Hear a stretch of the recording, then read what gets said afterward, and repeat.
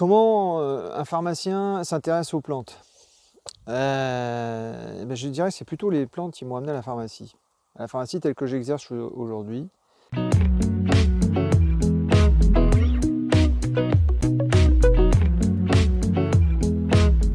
Arnaud, tu es donc pharmacien Ouais, à Lectoure, ouais, dans le Gers. ouais. Un petit peu écolo sur les bords, tu t'intéresses aux plantes médicinales. Est-ce que c'est parce Possiblement, que ouais. tu es écolo sur les bords ou parce que tu es pharmacien? Nous allons sonder ça. Est-ce que tu peux nous dire un petit peu comment ton parcours t'a amené vers ça? Comment un pharmacien s'intéresse aux plantes? Je dirais que c'est plutôt les plantes qui m'ont amené à la pharmacie telle que j'exerce aujourd'hui. À l'aube de mes 50 ans, sur la base d'une multiplicité d'expériences professionnelles, d'échecs. J'ai mené de front 3 projets. Je n'exerçais pas du tout en pharmacie d'officine. Donc je ne connaissais pas finalement je ne connaissais pas les plantes, parce que les pharmaciens connaissent les plantes à partir du moment où ils se sont spécialisés dedans et ils se sont passionnés dans les plantes et qu'ils ont acquis des connaissances au travers des diplômes. Moi, je ne voulais pas en rester là. Je pense que ce n'était pas par le diplôme, ça va été d'abord par la compréhension de la chaîne de production de plantes. Et le premier réflexe que j'ai eu, c'est d'aller faire des stages chez des producteurs de plantes médicinales. Donc je suis allé au fin fond de l'Ariège, au fin fond du Gers. Chômeur que j'étais à cette époque-là, j'ai eu la chance que Pôle emploi m'aide à faire un stage à la Chambre d'agriculture de la Drôme, pardon, qui est la MEC des plantes médicinales, aromatiques et médicinales, puisque au-delà de la distillation de la lavande, il y a tout un réseau, effectivement, et ça m'a permis de voir la production individuelle, hein, avec des petits producteurs locaux, des producteurs cueilleurs aussi, parce que les plantes, c'est pas que de la culture, c'est aussi de la cueillette.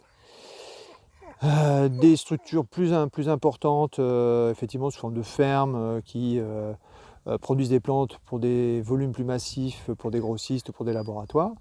Et une fois que j'ai rencontré tous les producteurs, je me suis dit, tiens, comment moi je vais en vivre, comment je pourrais aller plus loin. Et l'acquisition de connaissances, je voulais quand même revenir sur, au-delà de savoir comment on cultive, on transforme des plantes, je voulais aussi savoir comment on les utilise, quelles sont leurs forces, leurs propriétés, les risques aussi. Donc je vais passer, comme on peut le faire quand on est étudiant, un diplôme universitaire de phytothérapie et d'aromathérapie à Clermont-Ferrand. Et donc avec le mélange de l'acquisition du contact avec des producteurs, de stages, hein, où là j'ai compris toute la difficulté aussi de la culture des plantes médicinales, en particulier quand on part sur une approche bio, une approche qui préserve la biodiversité. C'est vrai que j'avais un moyen facile, au lieu de vendre, surtout de conseiller des plantes, c'est de faire jouer mon diplôme. Et donc c'est ça qui a fait que mon épouse et moi, on a eu un projet professionnel à deux, entre autres, d'investir dans une pharmacie à 50 ans, de reprendre une pharmacie et de l'orienter d'emblée sur le conseil autour des plantes. Et le conseil autour des plantes en phytothérapie, il est extrêmement vaste. C'est-à-dire qu'on peut partir de conseiller des infusions, des tisanes, une extraction assez simple par l'eau chaude des principes actifs. Mais si on rajoute un peu d'alcool, on va vers les teintures mères. Si au lieu de prendre la plante entière, on utilise plutôt ses bourgeons, on part vers la gémothérapie. Et puis si on distille certaines plantes, bien sûr, on peut promouvoir l'usage des plantes au travers de l'aromathérapie. Donc fort de cette multiplicité, il fallait après comprendre le patient, et c'est là que c'était un atout aussi d'être un pharmacien, comprendre le patient ou comprendre même la simple personne qui veut utiliser les plantes sous son usage préventif. Mais je ne perdais pas de vue que je n'allais pas faire que le pharmacien.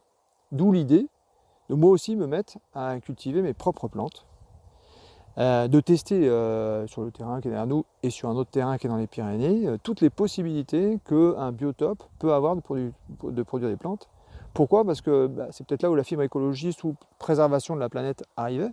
Pourquoi aller sourcer des plantes en Yougoslavie ou en Ukraine qui ont été exposées à des rayonnements radioactifs suite à Tchernobyl, pour faire un peu facile, ou au Maroc dans des conditions d'emploi qui effectivement se me laissent à désirer. Il faut savoir que c'est très difficile pour les producteurs de plantes médicinales en France de vivre de leurs produits ou de leurs cueillettes. Ils font face à une concurrence connue, déloyale, de production plus massive dans des pays où la main-d'œuvre est très bon marché. Donc le registre pour vivre des plantes médicinales est quand même très compliqué, très compliqué. Moi j'ai vraiment une chance voilà, ou un atout, c'est que je peux aller sur l'ensemble de la chaîne, c'est-à-dire de la culture, la semence, le bouturage, la préparation, le fractionnement, le séchage, jusqu'à effectivement le besoin d'usage. Hein. On peut utiliser des plantes pour simplement garder la santé. C'est pas simplement indiqué à des patients. Hein. C'est voilà. Encore une fois, je suis pas dans l'absolu non plus. On n'est pas obligé de se soigner ou de vivre que par les plantes. Hein. Ça reste un complément d'autres approches, dont d'autres approches allopathiques, puisque la phytothérapie reste une allopathie. Ça peut être des compléments que moi j'utilise au quotidien sur des patients porteurs de cancer soignés pour des chimiothérapies, pour des préservations d'organes, type exposition à des cytotoxiques pour le foie. J'ai eu aussi à utiliser la gémothérapie dans des situations un peu difficiles pour des patientes qui ont des médicaments au long cours dans le cancer du sein en hormonothérapie et trouver du bénéfice sur des douleurs articulaires qui menaçaient la possibilité d'utiliser le traitement chimique, allopathique, anticancéreux. Donc après, bah, voilà, le cheminement, c'était de se dire, on le fera si vous voulez ensemble dans le terrain, c'est de tester toutes les possibilités de plantes et de découvrir que finalement, moi la première fois que j'ai rencontré un producteur de plantes médicinales, Dorothée Béniche-Godard, elle m'a fait venir sur son terrain et je lui ai dit, bah voilà, je vais me passer 3 jours chez vous, je pourrais comprendre la culture des plantes médicinales. Et je me suis avancé sur sa pelouse et elle m'a dit, vous marchez déjà dessus. Ça a été assez fort comme premier contact parce que finalement j'étais en train de marcher sur différentes plantes, le plantain qui marche dans les, par exemple comme antihistaminique, dans les toux sèches, et je me suis rendu compte que de l'achillée millefeuille il y en avait autour de nous. Bien sûr les gens penseront à la menthe, mais il y a, il y a des belles surprises et puis de fil en aiguille je me suis rendu compte que les plantes c'est pas simplement le sol, ça peut être aussi les arbres, donc j'ai créé dans le jardin une haie abusive qui est faite de plantes médicinales en fait. Hein, on a le cornouiller pour les troubles sanguins, le chêne qui permet aux garçons de retrouver une santé perdue, on va trouver le violon de lantane, les bourgeons de violon de lantane dans l'asthme. Donc en fait, la flore est riche, il n'y a pas besoin de faire de l'extensif. On pourrait même presque dire que tous ceux qui ont la chance d'avoir un petit jardin pourraient avoir leur propre culture de plantes médicinales élargie, qui dépasse largement le romarin, la lavande. Voilà. On a les plantes de la féminité ou de la féminité avec des troubles hormonaux, comme la sauge clarique, qui sont des plantes magnifiques, bon, qui nécessitent aussi, c'est là où il faut faire attention, un usage encadré, parce que phytothérapie ne veut pas dire innocuité. La sauge clarique, par exemple, est totalement contre-indiquée chez les patients porteurs de cancer du sein hormonodépendants. Certaines plantes sont absolument pas toxiques en tisane et deviennent neurotoxiques, je pense à la sauge officinale, quand on les utilise en aromathérapie. Sur soigner autrement, c'est soigner différemment avec les plantes. Ça vient en complémentarité. Oui, Traitement, oui, disais, bien sûr. Voilà, et il faut même admettre que, tout comme l'homéopathie, qui est une autre forme de thérapeutique que je ne pratique pas du tout parce que je suis totalement ignorant, la phytothérapie ne répond pas à tous les besoins de santé. On ne peut pas être dans le jusqu'au boutisme et l'absolu. Par contre, je pense qu'on peut résoudre, je reste persuadé qu'aujourd'hui, la plupart des rhinites de l'hiver, des rhumes saisonniers liés à l'hiver et à des virus, peuvent être tout à fait traités à base de plantes, puisque de toute façon la plupart de ces infections sont totalement bénignes et le seul gain qu'on peut avoir dans toute thérapeutique possible, soit l'allopathie chimique, soit l'allopathie phytothérapie, c'est gagner du temps sur la guérison. Et là on a la force honnêtement des thym en particulier, parce qu'il y en a plein de thym, enfin tout à l'heure on serait surpris, hein, il y a 60 chémotiques de thym ou 50 chémotiques de thym en aromathérapie. On peut soigner son foie avec du romarin et on se rend compte que c'est un dynamisant. C'est 5 ans que vous êtes avec Tours. Donc, mise en place de cette approche vis-à-vis des plantes quand même au sens large auprès des patients.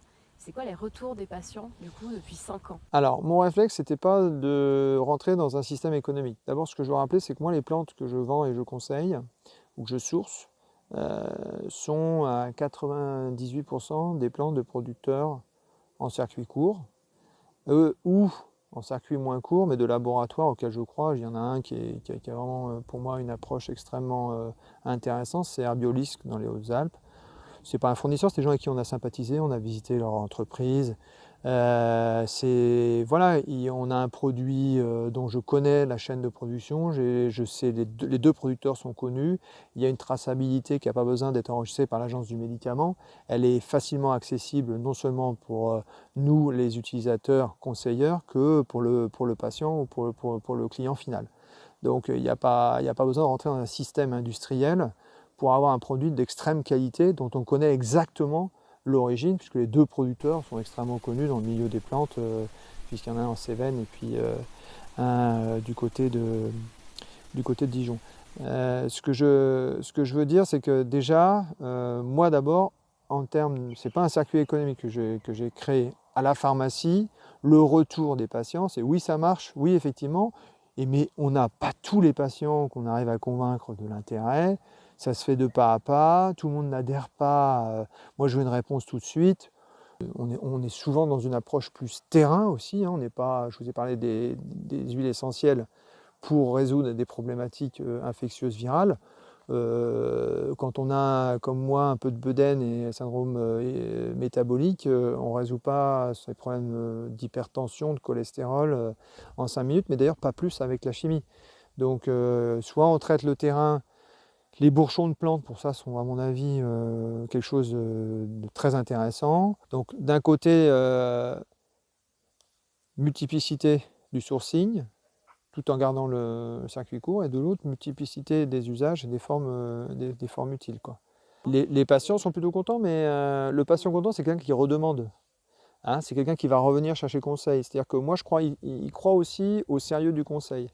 Et je trouve que le débat, peut-être en France, qu'il y a d'opposer les petits producteurs, cueilleurs, vendeurs, hein, et l'autre versant qui serait plutôt médico-pharmaceutique. Alors si on élimine bien sûr la vente de plantes qui sont inutiles parce qu'elles ont été broyées et qu'elles ne servent à rien, je pense quand même à mon avis, c'est le mariage des deux qu'il faut organiser. Il faut que les soignants s'ouvrent. Certains s'ouvrent à l'acupuncture, d'autres s'ouvrent à la médecine chinoise. Ok, on peut résoudre, un barreur de feu résout des problèmes de brûlure suite à la radiothérapie.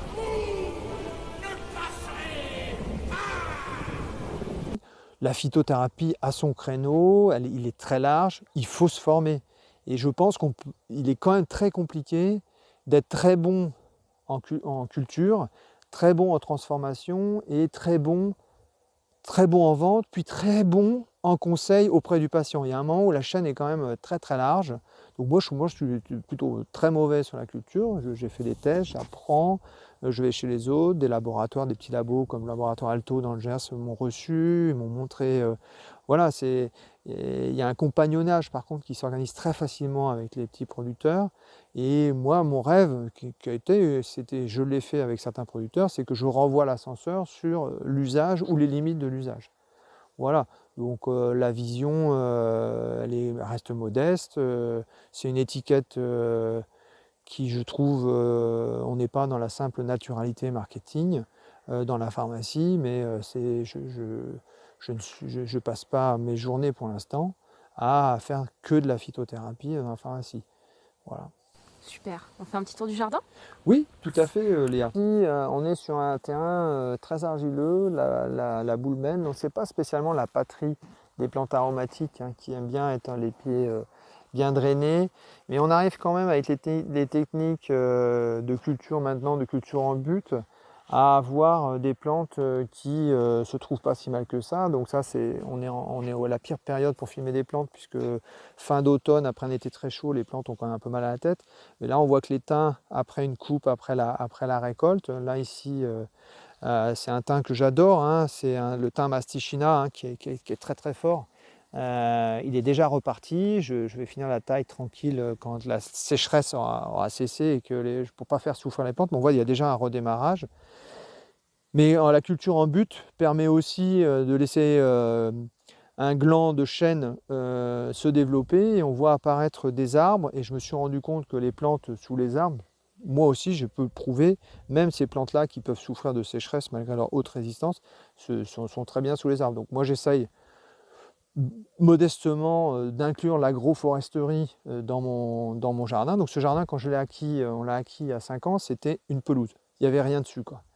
Et je me rends compte que les arbres qui ont les pieds, ces arbres-là ont 3 ans, quoi, hein, et qui sont cultivés en mariage avec d'autres plantes vont très bien, et les plantes dessous vont de mieux en mieux. Donc là, il y a le thym, mais il y a un chêne qui pousse au milieu des hélicrises. La lavande n'est pas du tout adaptée à ce terrain, il n'y a aucune utilité à part se faire plaisir à faire tourner la lavande ici. On a plusieurs sortes de thym. Mais là, on a un chêne, voilà, hein, qui demain donnera des bourgeons quand il sera un peu plus grand. Et on pourra faire des macérats glycérinés de bourgeons de chêne. Ici, on a un thym de Crète qui a eu chaud, qui a énormément souffert cet été. Le problème de cette terre, c'est qu'il y a des grosses variations l'hiver avec grosse humidité. Là, on a une autre plante que j'aime beaucoup, une plante cordiale. On a l'aubépine qui est venue démarrer dans des terres. Donc, c'est des terres que j'ai récupérées dans des zones inondables, dans des fossés d'évacuation des inondations du Gers. Là, on voit que le cornuier a très très chaud, mais il a poussé à côté de l'artichaut pour le foie. D'autres thym là-bas, un thym plus classique, un peu plus citronné, pardon. Le pommier, les bourgeons de pommier aussi sont très intéressants chez la femme. On a Rosa canina qui est venue nous rejoindre là, qui est une plante aussi très intéressante chez l'enfant. Ici, un prunelier. Bon, les romarins sont petits là, mais dans une autre zone, ils sont beaucoup plus gros. Donc, vous voyez, les chênes ont poussé tout seuls, donc je les ai laissés. Ils sont venus se marier, ils sont là, on ne va pas les déranger. Un peu plus loin, il y a la mauve. L'aubépine, je l'ai dit, elle fonctionne pour le cœur, pour tous les troubles cardiaques. C'est un régulateur quand on est trop rapide ou quand on est trop lent, c'est un régulateur. La marjolaine fonctionne aussi. Marjolaine, donc la marjolaine, on peut utiliser en phytothérapie, en infusion, et on peut faire sur les aromatiques, bien sûr, des extractions d'huile essentielle. Ici, il y a une bourrache qui a décidé de s'installer là. Bon, on va la laisser s'installer. Elle est repartie. La bourrache, c'est une plante du printemps, bien sûr. Et elle a décidé de refaire des fleurs en septembre. Bah, respectons-la, arrosons-la un petit peu pour qu'elle puisse tenir le coup. Il y a quelque chose qui fonctionne très bien en Gers, c'est la camomille. Alors les camomilles, il y en a plusieurs. La camomille romaine ou la camomille allemande fonctionne très très bien. Donc ça, c'est une plante sur laquelle on peut utiliser, très connue pour faire dormir, plante plutôt amère, donc pas très sympathique en infusion. Par contre, dès qu'on a la chance de sentir l'odeur aromatique de son huile, c'est fantastique. Il y a des plantes aussi que j'ai sourcées. La mélisse pousse toute seule, c'est une plante endémique ici. Donc c'est le nom de la pharmacie, pharmacie de la mélisse. La plante du cerveau et de l'intestin, ou l'intestin étant un deuxième cerveau, c'est vraiment la plante de régulation des bileux, ceux qui ont un peu le ventre serré quand tout va mal. La mélisse, j'en trouve, je la cultive aussi, mais j'arrive à des mélisses qui sont un peu mal placées, qui sont près de champs qui vont être exposés, qui ont risque de pesticides, je les enlève pour qu'elles viennent ici s'épanouir dans une zone totalement protégée. Il y a une guimauve ici que j'ai trouvée dans des fossés, donc je les ai récupérées. Elles ont chaud, voilà. Et puis il y a d'autres plantes, il y a des plantes là très fortes avec des très gros potentiels sur la santé. J'en cultive plusieurs sur le terrain, j'en ai pas beaucoup. Celle-là, elle n'est pas très jolie. Il y a l'échinacée, là, qui est une plante de l'immunité. Donc voilà une plante que moi j'ai utilisée pendant le Covid-19. L'échinacée est une plante immunostimulante. Moi, comme on n'avait pas grand-chose, d'ailleurs il n'y a toujours pas grand-chose, l'échinacée, j'ai utilisé des teintures d'échinacée pour résister à la bête. À l'époque, on n'était pas trop armés d'ailleurs, même avec les mesures barrières. Donc il y en a partout, il y a plein de petits tests partout. Là-bas, il y a un autre jardin. Et donc là, c'est quoi? Ça, c'est des sauges, des sauges, ici du thym, du romarin. Bon, j'essaie de ne pas faire des cultures uniques. Puis il y a des petites plantes qui courent, voilà, il y a des petites plantes qui courent en bas. Ça, c'est des plantes que j'ai récupérées ici. Pauvres, cette année, ils ont eu énormément de mal. Il y a le bouillon blanc qui est une très bonne, qui est une plante très sympa, qui a, par contre, un mode de préparation, même en infusion, un peu prudente, puisqu'il faut la filtrer. Il y a des petites fibres dedans. Mais le bouillon blanc, par exemple, c'est la plante qu'il faut utiliser l'hiver face à une toux, à des problèmes ORL. Ça répond bien. Et on fait des mélanges en tisane, on rajoute bien sûr toujours un thym. Le thym est bactéricide, virucide, donc il ne faut pas hésiter à l'utiliser. La sarriette est sur ce terrain aussi, il y a plusieurs sarriettes. L'usage que tu fais de ce jardin est strictement personnel? Non, pas complètement. Je vends quelques plantes. Mais en fait, le circuit pharmaceutique est extrêmement pénible. C'est autant pour les petits producteurs. Ils ont des contraintes de mise sur le marché liées à un monopole pharmaceutique. Et donc, il y a pas toutes les plantes, mais il y a suffisamment de possibilités pour faire de la vente. Moi, ce que j'oppose, c'est la vente et le conseil. Une plante peut être très bien adaptée à quelqu'un, elle ne va pas être adaptée à quelqu'un d'autre. Donc, je pense que pour moi, quand on dit la phytothérapie, il y a thérapie dedans. Et c'est là où il ne faut pas que les producteurs montent trop au créneau. Alors il y a des possibilités de se former, il y a un diplôme d'herbaliste qui existe maintenant à Lyon, qui existe sur Toulouse. Il y a des diplômes universitaires qui là sont réservés à des professionnels de santé, mais je pense qu'il faut pas que les producteurs se remontent contre les pharmaciens. Effectivement, il y a des pharmaciens qui n'ont aucune connaissance des plantes, ça ne les intéresse pas, et c'est pas chez eux qu'il faut aller chercher, non pas des plantes, mais du conseil pour les plantes. Après, il y a des patients qui s'auto-forment, voilà, qu'il faut aider, parce que savoir à quoi sert une plante et quels sont les risques d'une plante, ça ne résout pas tous les problèmes. Il y a des personnes qui vont avoir des fonctions rénales abîmées, des fonctions hépatiques abîmées, qui vont avoir des allergies. Il y a des usages chez l'enfant qui sont limités en aromathérapie, mais à l'inverse, on peut utiliser les huiles essentielles chez l'enfant, mais pas toutes. Donc il y a plusieurs classes de médicaments qui ne sont pas utilisables. Il y a aussi des problèmes de voix. Les huiles essentielles, par exemple, il faut faire attention. Certaines sont avec des potentiels caustiques qui les obligent à non seulement à les utiliser sous forme diluée, souvent avec parcimonie, et la voie d'élection pour l'aromathérapie reste quand même la voie cutanée. Et attention à des formes buvables. Attention aussi à des formes industrielles là, je vais être plus critique sur le monde de la pharmacie et pharmaceutique, qui auraient tendance à mettre tout dans le même pot. Et finalement, il n'y a pas grand-chose dans le pot, ou finalement, à la fin, il y a des interactions entre les produits et ça perd toute utilité. Qu'est-ce que tu souhaites faire après? Là, tu as cette base. Après, c'est trouver. Moi, je préfère monter un modèle coopératif, donc de plusieurs producteurs, parce que quel est le problème quand on commence à faire du sourcing en circuit court? Moi, j'ai plusieurs productrices, j'en ai plus qu'une actuellement, et ils ont tous des aléas. Aléas climatiques, aléas de production, aléas de temps, et ils ne peuvent pas faire des grands volumes. Des grands volumes, même pour une pharmacie, ça reste des petits volumes. Et donc, moi, je préférerais plutôt qu'on fasse un groupement de producteurs, dont je pourrais faire partie, et qu'on soit capable, dans un circuit court, d'alimenter le bassin de vie élargi, plusieurs pharmacies, et qu'on vende les produits. Pourquoi aller acheter des plantes qui viennent, comme je dis, d'Europe de l'Est, de Chine, parce qu'il y a des plantes qui viennent de Chine, alors qu'on peut se soigner avec des plantes qui sont juste autour de nous, à quelques mètres, quoi. Donc tout le monde ne peut pas prendre le temps d'aller ramasser de l'aubépine, d'aller ramasser des sommités fleuries, des cholsias pour mieux dormir, ou d'aller d'aller faire de la teinture mère de valériane. Il faut donc proposer un service qui va être donc une transaction, qu'on va rentrer dans un circuit commercial. Mais moi, je crois beaucoup au modèle coopératif, d'entraide, de mutualisation de matériel, parce que dès que vous augmentez en volume, la culture des plantes médicinales est une culture très compliquée, en particulier en bio, et je pense que faire du médicinal et sans être bio, pour moi, il y a une antinomie. Donc déjà, ça veut dire que médicinal, pour moi, c'est bio. Sinon, il y a des fois des difficultés pour trouver, par exemple, des huiles essentielles non bio. Il y a certains créneaux qui sont un peu difficiles. On va aussi chercher des plantes au fin fond de l'Afrique du Sud, qui vont donner des bénéfices sur, par exemple, les problématiques de rhumatisme, alors qu'on a des plantes équivalentes, la scrofulaire noueuse par exemple, pour ne pas la nommer, qui sont près de chez nous, dans des milieux plus humides, et on n'a pas besoin, là on est rentré vraiment dans un circuit industriel qui a orienté dans une production massive quelque chose qui finalement pourrait être à côté de nous et utilisé.